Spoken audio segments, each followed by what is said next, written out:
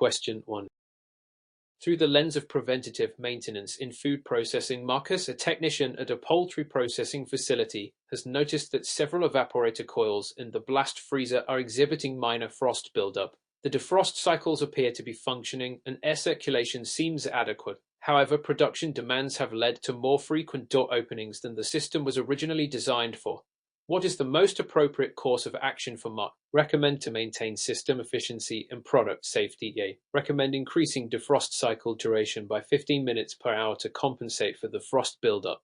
B. Install air curtains or vestibules to reduce moisture infiltration from frequent door openings. C. Reduce evaporator fan speed to minimize frost formation. D. Add a secondary evaporator coil to enhance cooling capacity.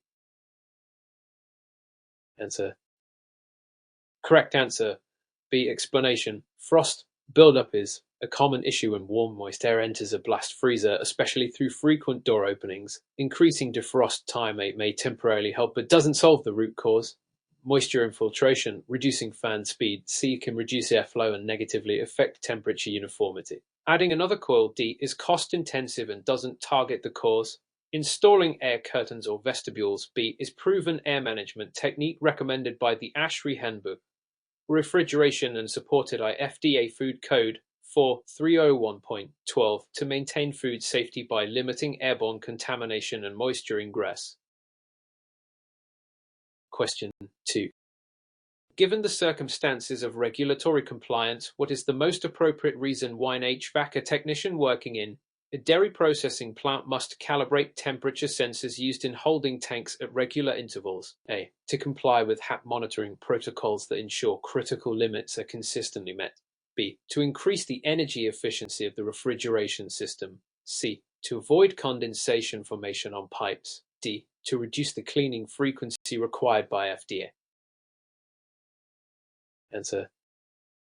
Correct answer. A. Explanation. Temperature sensors in dairy holding tanks are part of critical control points CCPS defined in HAP plans. Regular calibration is essential to ensure accurate readings, which are used to verify compliance with EDA Pasteurized Milk Ordinance PMO and FDA 21 CFR Part 113. This directly impacts food safety, while energy efficiency, B, condensation, C, cleaning schedules, D, are considerations. None are as legally and safety critical as maintaining precise temperature control within CCP tolerances. Question 3. When analyzing system evacuation and charging practices, which step is most critical to ensure that a refrigeration system in a seafood processing facility is both moisture-free and uncontaminated before charging with refrigerant? A. Conducting a pressure test with nitrogen to locate leaks. B. Evacuating the system to 500 microns or below with a micron gauge. C. Introducing refrigerant in a liquid phase to reduce flash gas formation. D. Flushing the system with isopropyl alcohol prior to evacuation. Answer. Correct answer. B. Explanation. Proper evacuation is essential to remove air and moisture which can react with refrigerants forming acids and sludge. The EPA Section 608 and ASHRAE Guideline 3 state that systems must be evacuated to 500 microns or lower and confirmed with a micron gauge. Nitrogen pressure testing, A, is important but only detects leaks. Liquid refrigerant introduction, C, is a charging strategy but irrelevant before evacuation. Flushing with alcohol, D, is not standard and may leave harmful residues. Question 4. Demonstrated by airflow management strategies, Vanessa is responsible for maintaining air quality in a fruit processing cleanroom with ISO 7 classification. She observes inconsistent temperature and pressure readings near a packaging area adjacent to a hot wash zone. What is the most likely cause of the pressure fluctuation and how should she address it? A. Insufficient filtration at the return duct. She should install HEPA filters. B. Positive pressure loss due to incorrect air balancing near the wash zone. C. Inadequate insulation on refrigerant lines. She should increase our value insulation. D. The air handler is undersized and must be replaced with a larger unit. Answer. Correct answer. B. Explanation. ISO 7 cleanrooms require positive pressurization to prevent contaminants from entering. Hot zones like wash areas introduce humidity and temperature fluctuations that impact air pressure balance. This can create air migration and condensation risks. violating FD-FSMA sanitation standards, while filtration and insulation C are good practices. They don't directly address pressure imbalances. Equipment D is unnecessary if balancing is the core issue. Question 5. A critical examination of refrigerant management practices reveals that improperly labeling refrigerant recovery cylinders can result in what regulatory consequence? A. Mandatory facility shutdown by OSHA until compliance is met. B. Fines under EPA Section 608 for improper refrigerant handling and documentation. C. Criminal charges under the Clean Water Act. D. Product seizure due to potential contamination. Answer. Correct answer. B. Explanation.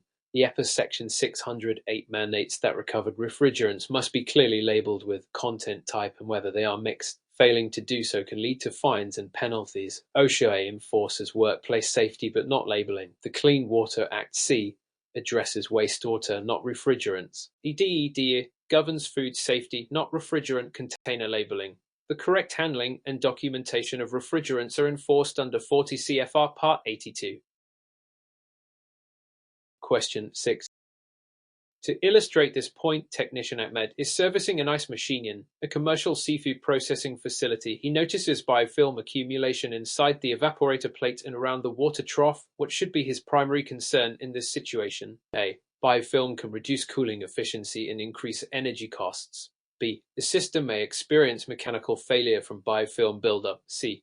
Biofilm presence is a food safety hazard and must be addressed per FDA sanitation rules. D. Biofilm is normal in marine environments and does not require intervention. Answer. Correct answer. C. Explanation. Biofilm harbors bacteria, making it a major food safety concern under FDA Food Code Section 4602.11, which mandates regular cleaning and sanitization of food contact surfaces, including ice machines. Energy inefficiency A and mechanical issues B may result, but as secondary concerns.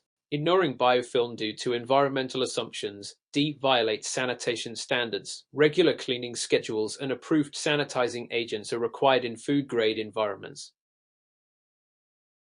Question 7.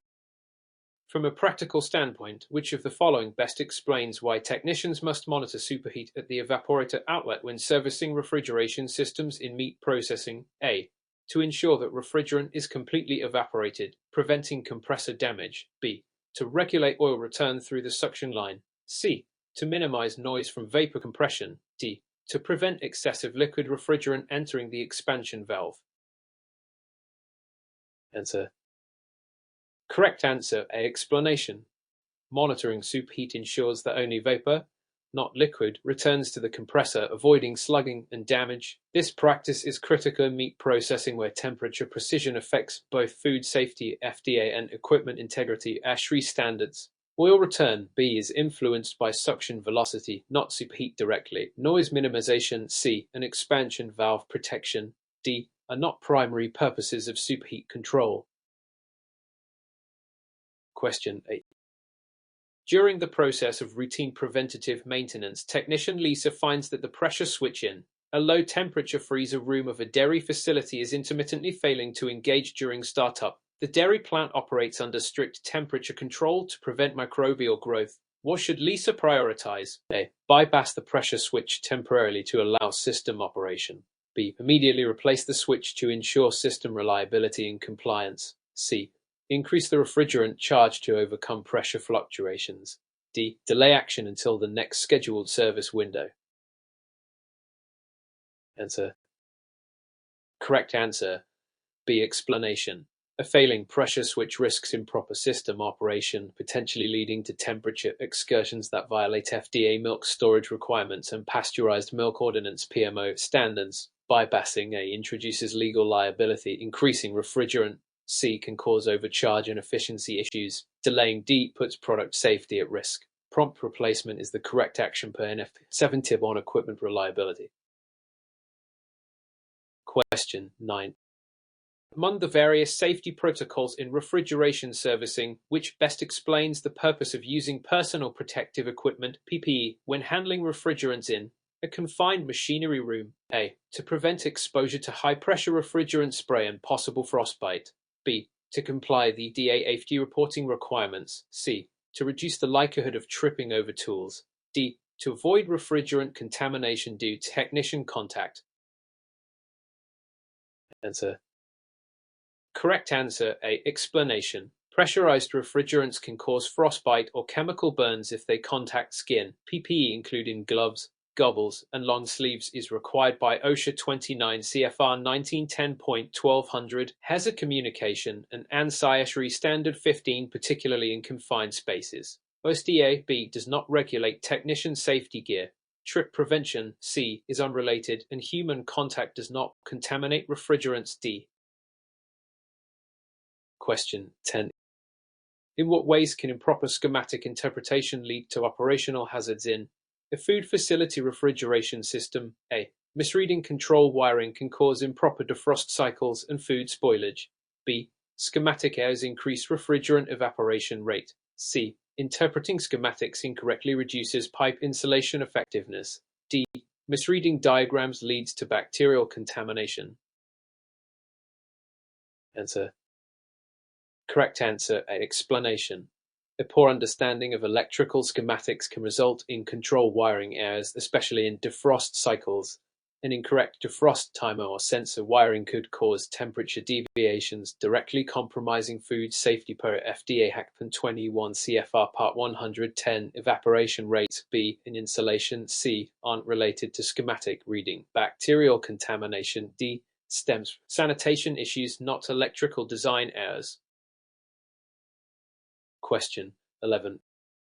By evaluating the impact of improper piping practices, technician Robert is inspecting a low-temperature glycol chiller serving a flash freeze tunnel in a frozen vegetable processing plant. He discovers that several horizontal refrigerant suction lines have been installed without proper slope back to the compressor. What is the most likely outcome if this condition persists? A. The system will experience frequent short cycling. B. The refrigerant charge will migrate toward the evaporator. C.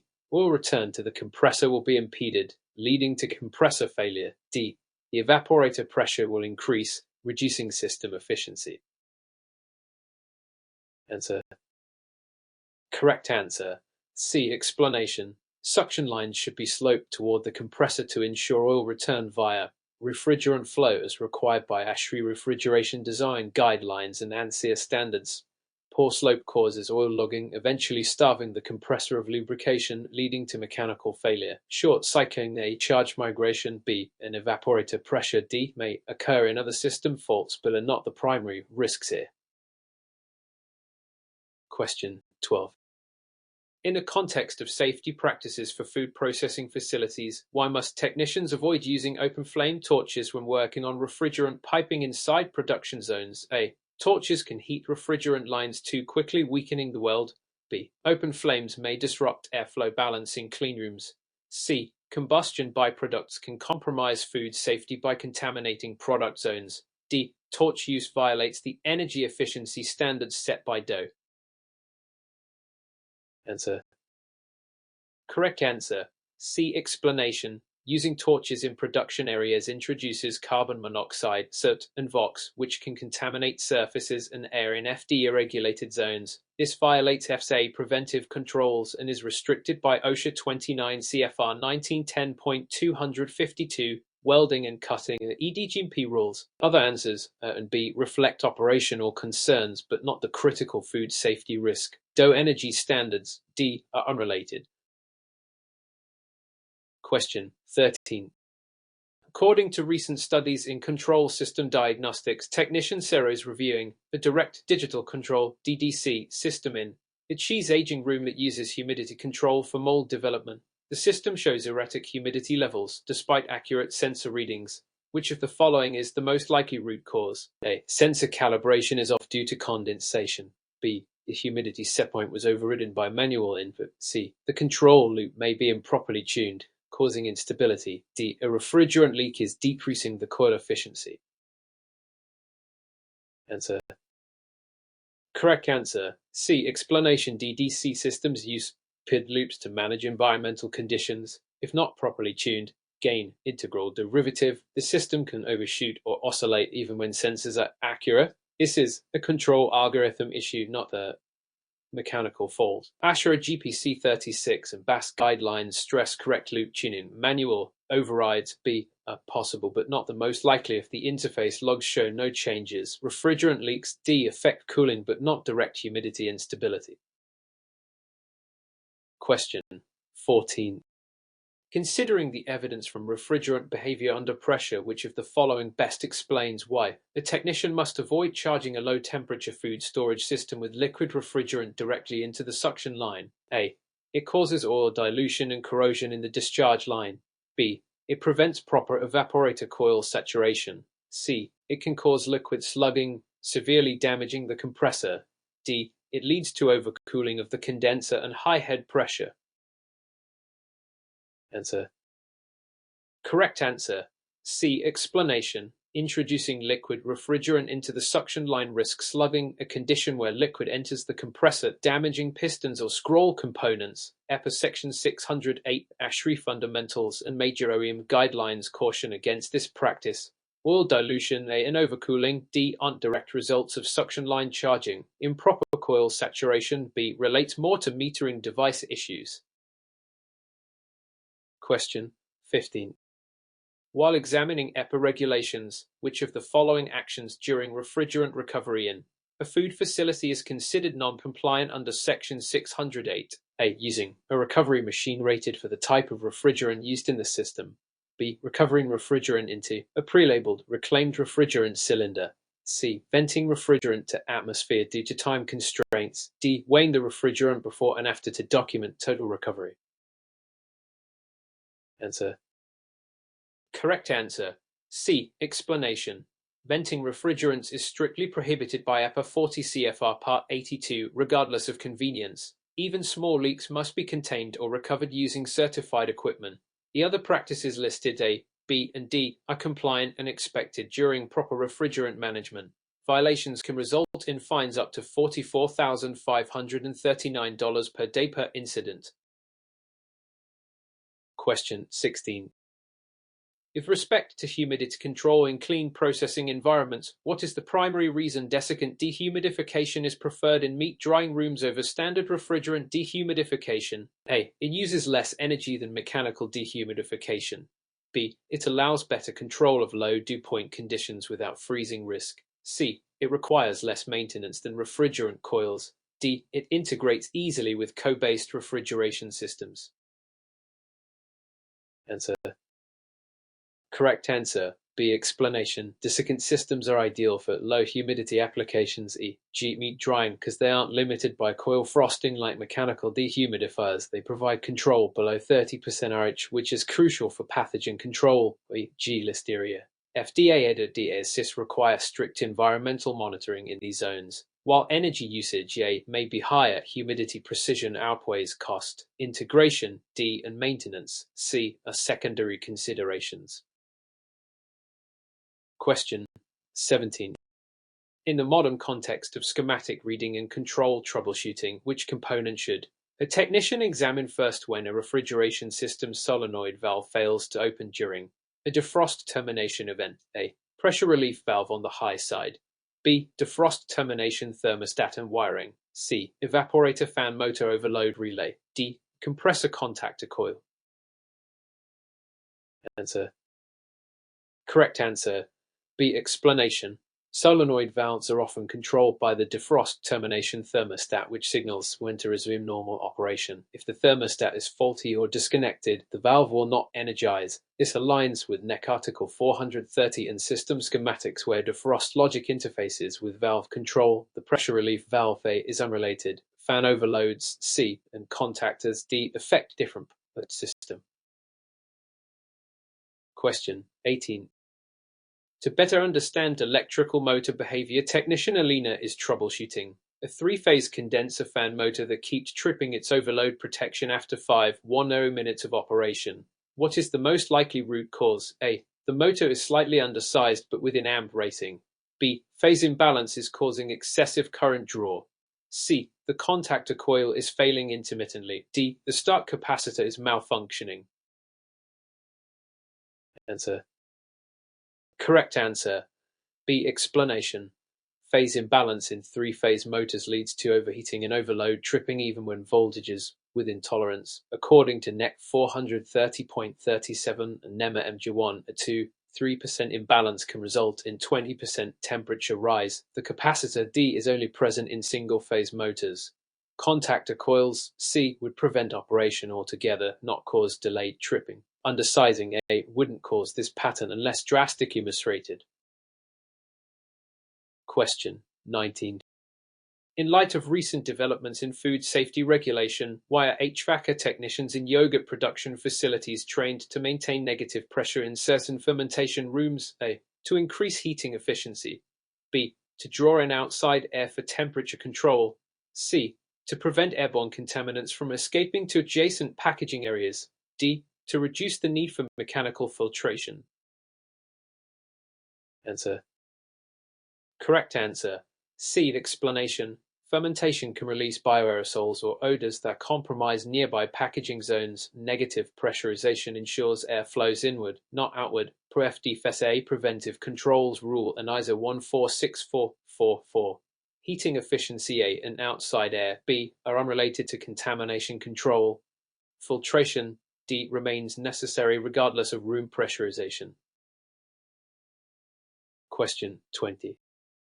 Through careful analysis of evaporator coil performance, technician David notices a consistent drop in suction pressure and lower than expected superheat readings across multiple walk-in coolers in a bakery facility. All ESVS are recently replaced and appear to be functioning. What systemic issue could explain this behavior? A. Moisture in the refrigerant lines forming ice in ESVS. B. Oversized compressor running under low load. C. Improperly charged refrigerant lines Potex V replacement. D. Evaporator coils are experiencing internal oil fouling. Answer. Correct answer. D. Explanation. Oil fouling inside evaporator coils creates an insulating layer, reducing heat transfer, leading to low suction pressure and reduced superheat. This aligns with performance degradation over time, even with properly operating ESVS. This issue is addressed in ASHRAE ARPA 1135 on oil retention and coil efficiency. Moisture would show more erratic symptoms. Compressor sizing B affects cycling but superheat. Refrigerant charge C should be validated but wouldn't create uniform low readings across multiple systems. Question 21. From a historical standpoint, technician Jerome is reviewing legacy schematics for an older ammonia-based refrigeration system in a meat processing plant. The system has been retrofitted multiple times and now includes new PLC controls, but some original flow switches are still in place. He notices inconsistent liquid levels in the surge drum. What should Jerome consider to troubleshoot effectively? A. Replacing the flow switch with a pressure transducer to eliminate mechanical issues. B. Reprogramming the PLC to ignore the flow switch signal. C. Checking for buildup or residue interfering with flow switch operation. D. Disabling the flow switch temporarily to monitor compressor behavior. Answer. Correct answer. C. Explanation. In ammonia systems, residue or scale can hinder float switches, causing false readings. Regular cleaning and inspection are required under EA Bulletin 110 and OSHA PSM Process Safety Management for anhydrous ammonia systems. Replacing with a transducer may be long-term but doesn't address the immediate failure mode. Disabling or ignoring controls B and D violates safety and opera protocol. Question 22.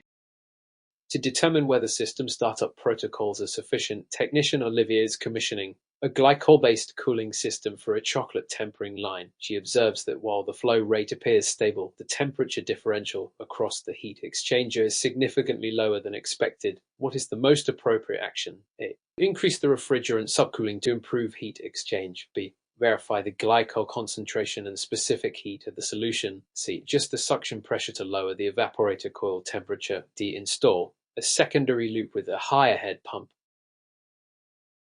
Answer.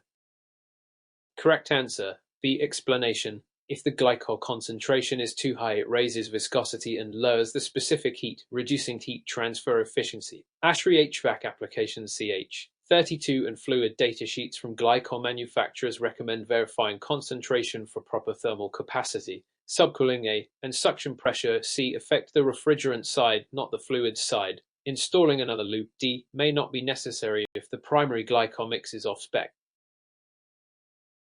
Question 23. As a result of changes in refrigeration regulation, technician Malik is assigned to convert a commercial freezer from R400 DW refrigerant per client requirements. What is the most critical first step before selecting the replacement refrigerant? A. Confirm the operating temperature range and lubricant compatibility. B. Drain the oil and flush the system with nitrogen. C. Adjust expansion valves to match the new pressure curve. D. Verify compressor model warranty cover HFO refrigerants. Answer. Correct answer A. Explanation. Before retrofitting, a technician must evaluate lubricant compatibility. G. Versus mineral oil and ensure the replacement refrigerant suits the target evaporating temperatures. A SNAP program and manufacturer retrofit guidelines support this. Or flushing B and valve tuning C follow later. Warranty checks D are valid but administrative, not technical prerequisites. Question 24. Taking into account FDA air quality regulations, technician Carla is inspecting a spiral freezer where product is flash frozen before packaging. She notices negative pressure in the room is drawing warm, humid air from adjacent washdown areas. What should be done immediately? A. Install inline desiccant dryers to remove excess humidity. B. Increase evaporator fan speeds to force better air mixing. C. Just HVAC balancing to create neutral or slightly positive pressure in the freezer room. D. Reduce defrost cycle frequency to minimize temperature variation. Answer. Correct answer. C. Explanation. Freezer rooms should maintain neutral to positive pressure to prevent contamination and frost due to infiltration from humid adjacent areas. According to DGMP and ASHRAE guidelines, pressure control is vital in food zones. Increasing fan speed. B. Spreads contaminants. Desiccant dryers A. Are localized and don't address infiltration. Defrost frequency D. is unrelated. Question 25. By comparing system behaviors during maintenance, technician Noah observes that multiple walk-in freezers are cycling more frequently than normal during off-peak hours. What is the most likely cause of this issue? A. Undersized compressors unable to handle off-cycle pressures. B. Refrigerant charge migrating due to ambient temperature drops. C. Faulty defrost heaters causing ice buildup on coils. D. Excessive door openings during peak hours causing latent heat storage. Answer. Correct answer. B. Explanation. During low load or ambient temperature drops, refrigerant migration can cause uneven pressures, leading to short cycling. This is especially true without crankcase heaters or pump-down systems. The ASHRAE Fundamentals outlines this behavior and recommends proper migration control. Undersized compressors A. would underperform under load. Defrost heaters C.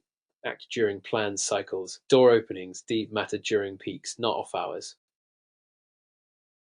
Question 26. Under the assumption that food safety is paramount, why should technicians avoid the use of fibrous insulation and exposed ductwork within food processing rooms? A. Fibrous insulation emits harmful gases during system operation. B. Fibrous materials can harbor microbial growth and shed particles. C. Fibrous insulation causes excessive pressure drops in duct systems. D. Fibrous material absorbs refrigerant vapor during normal cycles. Answer. Correct answer. B. Explanation. Fiberglass and other porous insulations can trap moisture, harbor bacteria, and shed particulates which compromise sanitary conditions. The FDA and NS Fancy 51 prohibit such materials in exposed environments where direct or indirect food contact is possible. They must be sealed or replaced with closed cell or washable materials. Options A, C, and D are incorrect or irrelevant. Question 27. Throughout the course of electrical system diagnostics, technician Lisa is tracing a voltage drop in a refrigeration panel controlling several walk-in units. She finds that one contactor coil operates intermittently and shows 21 V across it when energized, although it's rated for 24. What's the most appropriate interpretation? A. The coil is shorted and should be replaced. B. The control transformer is supplying overvoltage, damaging the coil. C. There is excessive voltage drop in the control wiring, possibly due to loose connections. D. The capacitor in the contactor is not charging. Answer. Correct answer. C. Explanation. A 20 ANAV reading on a 24th coil suggests a voltage drop, often due to loose terminal screws, corrosion, or undersized control wires. Per NEC Article 310 and 430, proper voltage must be maintained for control devices to function. A shorted coil A would show near zero voltage. Overvoltage B isn't occurring. Contactors don't use capacitors. D, unless part of motor circuit, not control coils. Question 20. The effectiveness of system recovery procedures depends on proper recovery unit operation. Technician Henry observes, a recovery unit pulling refrigerant from a large system that takes over an hour to drop below 15 in a vacuum. Which adjustment would best improve the efficiency of this recovery process? A. Open the liquid and vapor sides of the system simultaneously to equalize pressure. B. Use a larger recovery cylinder with a lower internal temperature. C. Switch to push-pull recovery for faster liquid removal. D. Recover vapor first to reduce pressure before drawing liquid. Answer. Correct answer. C. Explanation. The push-pull recovery method is ideal for large refrigerant volumes, especially liquid. It pulls vapor from the system while pushing liquid into the cylinder using differential pressure. This significantly reduces time. According to EPA Section 608 best practices, this is allowed when system and cylinder conditions are appropriate. The other methods, A, B, D, don't optimize large volume removal as effectively. Question 29. In what ways can HAC principles impact HVAC design for food processing rooms? A. HVAC systems must include HEPA filters to comply with refrigerant purity standards. B. All ductwork must be pressurized above outdoor conditions to prevent system collapse. C. HVAC zoning must isolate raw and ready heat or TE areas to prevent cross-contamination. D. Evaporator coils must be located outside of all processing areas to reduce bacteria exposure. Answer. Correct answer. C. Explanation.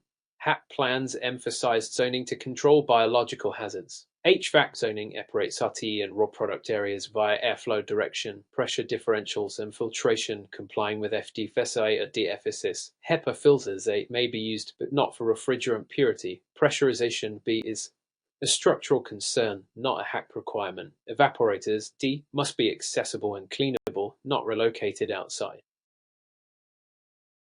Question 30. What would happen if a refrigeration technician charged a co-transcritical system using standard recovery tanks instead of high-pressure rated cylinders? A. The system would automatically vent excess pressure safely through relief valves. B. The co would stay in supercritical state and freeze inside the tank. C. The recovery tank could rupture, causing severe safety hazards and violating DOT regulations. D. Co would convert into dry ice and block the metering device. Answer. Correct answer. C. Explanation. Co-systems operate at pressures often exceeding 1000 psi in transcritical mode. Standard recovery tanks, typically 600 psi, cannot handle these pressures and may rupture, violating DOT 49 CFR regulations. Proper storage requires DOT 3 or DOT 3 rated tanks. Relief valves A may help in systems but not on recovery tanks. Dry ice formation D during venting, not inside tanks under pressure.